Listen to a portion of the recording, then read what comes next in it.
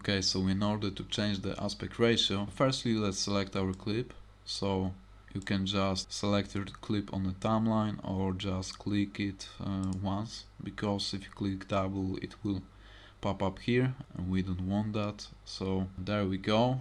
And once you have your clip selected, let's go to sequence settings, and as you can see right now I have Instagram/TikTok aspect ratio.